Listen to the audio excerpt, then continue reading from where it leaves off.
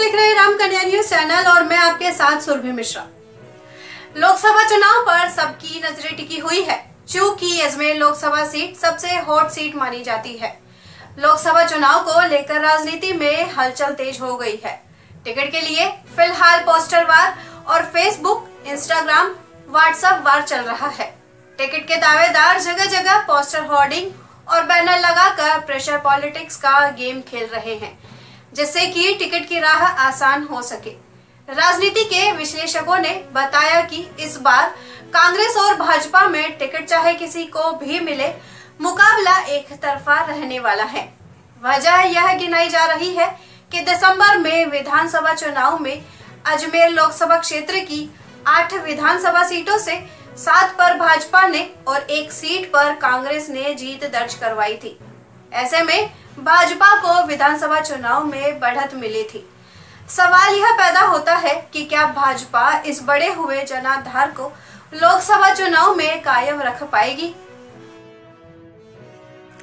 वर्ष 1952 से 57 के पहले लोकसभा चुनाव से लेकर लगातार 5 लोकसभा चुनाव में यानी 1977 तक कांग्रेस का उम्मीदवार ही जीतता रहा है।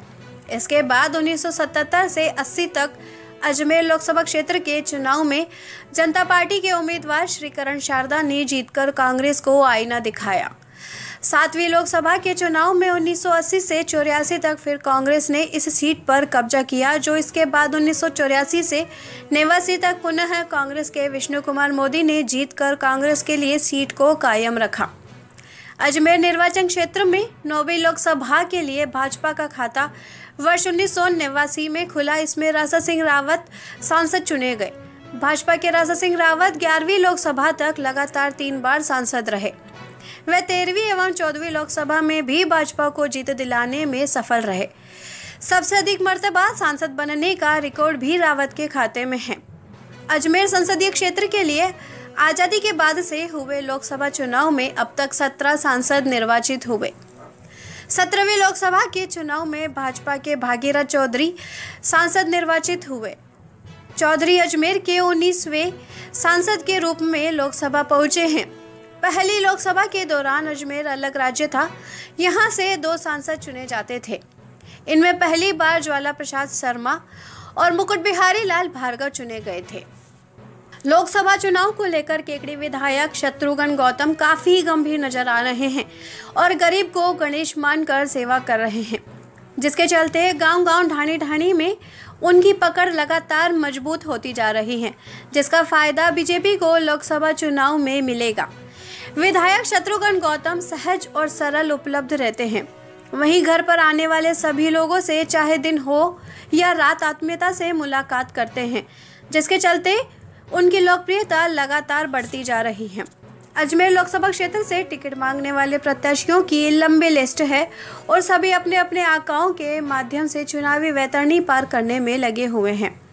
अजमेर लोकसभा क्षेत्र से सीसीबी चेयरमैन मदन गोपाल चौधरी, पूर्व प्रधान रिंकू कंवर, भाजपा देहात जिला उपाध्यक्ष सत्यनारायण चौधरी टिकट मांग रहे हैं। वहीं पूर्व भाजपा प्रदेशाध्यक्ष सतीश पूनिया का नाम चर्चाओं में चल रहा है। वहीं पूर्व भाजपा जिलाध्यक्ष नवीन शर्मा, भाजपा देहात जिलाध्यक्ष देवी शंकर भूतड़ा भी टिकट की दौड़ में हैं। बात करें अजमेर लोकसभा सांसदों की, तो पहले लोकसभा चुनाव में 1952 से 57 ज्वाला प्रसाद शर्मा व मुकुट बिहारी लाल भार्गव कांग्रेस से सांसद चुने गए।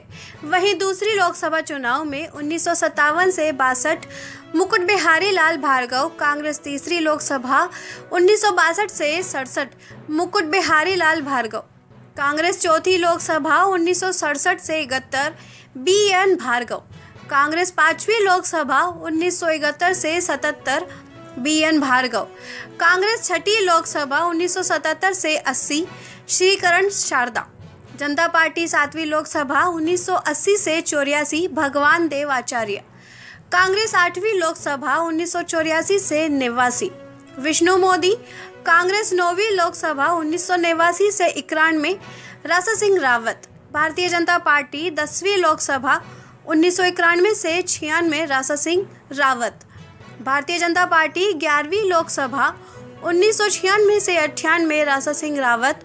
भारतीय जनता पार्टी 12वीं लोकसभा 1998 से 99 डॉक्टर प्रभात ठाकुर।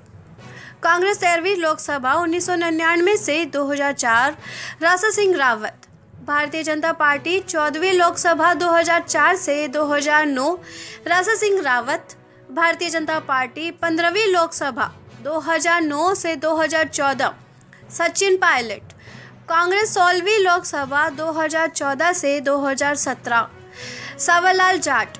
भारतीय जनता पार्टी उपचुनाव 2018 से 2019 रघु शर्मा।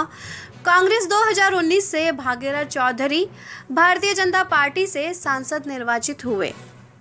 उत्तर प्रदेश में राम मंदिर के बाद राजस्थान ही नहीं अपितु पूरे भारत में हिंदुत्व की लहर चल रही है, जिसका फायदा भाजपा को मिलेगा।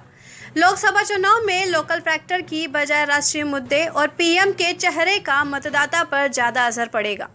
ऐसे में लाजमी है कि लोकसभा चुनाव में भाजपा को एक तरफा बढ़त मिलेगी। अजमेर लोकसभा क्षेत्र के साथ साथ पूरे राजस्थान में मौजूदा परिदृश्य में मोदी मैजिक का असर स्पष्ट नजर आ रहा है। अजमेर लोकसभा क्षेत्र में दूदू, किशनगढ़, पुष्कर, अजमेर, उत्तर अजमेर, दक्षिण नसीराबाद, मसूदा, केकड़ी विधानसभा क्षेत्र आता है। विधानसभा चुनाव में अजमेर जिले में कांग्रेस की शर्मनाक हार हुई। कांग्रेस केवल एक सीट पर सिमट कर रह गई। किशनगढ़ से विकास चौधरी के जीतने के चलते कांग्रेस की लाज बच गई, वरना अजमेर लोकसभा क्षेत्र से कांग्रेस का सुपड़ा साफ हो जाता। अजमेर लोकसभा क्षेत्र से वर्ष 1989 नवी लोकसभा में भारतीय जनता पार्टी के राजा सिंह रावत जीतकर पहली बार लोकसभा पहुंचे और वर्षों तक सांसद रहे। भाजपा में दावेदारों की चर्चा करें तो मौजूदा सांसद भागीरथ चौधरी के साथ साथ 8 विधानसभा क्षेत्र में 50 से अधिक उम्मीदवार टिकट मांग रहे हैं, लेकिन भाजपा आलाकमान अपनी रणनीति के अनुसार जमीनी स्तर पर सर्वे करवा कर ही टिकट देगा। वहीं दूसरी ओर कांग्रेस की बात करें तो टिकट लेने वाले प्रत्याशियों का टोटा नजर आ रहा है। कांग्रेस के कई नेताओं ने तो प्रदेश स्तर के नेताओं के समक्ष चुनाव नहीं लड़ने की मंशा जाहिर कर दी है। बहरहाल लोकसभा चुनाव में प्रत्याशियों को लेकर अटकलें और कयास शुरू हो गए हैं।